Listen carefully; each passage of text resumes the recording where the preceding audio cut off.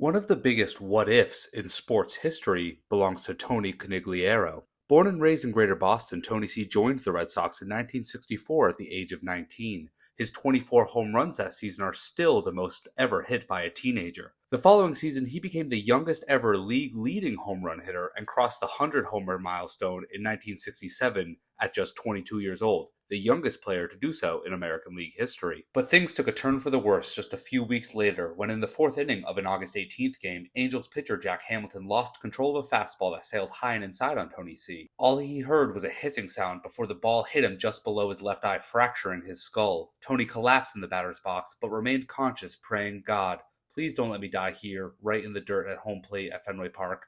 He escaped with his life, but the looming possibility of vision loss would be a death sentence to the ballplayer's career. He missed out on the remainder of the 1967 season, including Boston's World Series loss. Teammate George Scott believes Tony C would have been the difference. "I've said it a million times. If Tony had been in the lineup, we would have won. He was one of those guys." Tony attempted a comeback in 1968, but his doctor warned him in no uncertain terms, "It's not safe for you to play ball anymore." But Tony didn't quit. His vision slowly improved and he learned to compensate by using his peripheral vision to see the ball. He even attempted pitching as a way to stay in the game, but when he gave up 15 runs in a Winter League outing, he decided to stick to hitting. He rejoined the team in 1969, batting .255 and knocking 20 homers, earning Comeback Player of the Year honors. The following season, he set career highs in hits, home runs, and RBIs.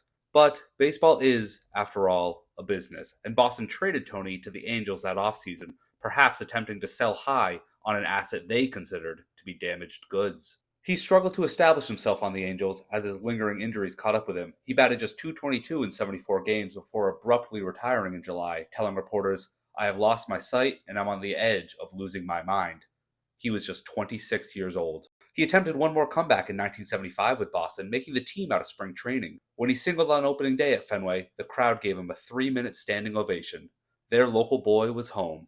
But no matter how hard he fought, Tony couldn't overcome the injuries he suffered that fateful day in 1967. He retired again in August of 1975, this time walking away from the game for good. Tony's life, as his career, was tragically cut short. He passed away in 1990 at the age of 45, and since that year, the Boston chapter of the Baseball Writers Association of America has recognized his indomitable spirit by presenting the Tony Conigliaro Award annually to a major leaguer who has overcome adversity through the attributes of spirit, determination, and courage that were trademarks of Tony C.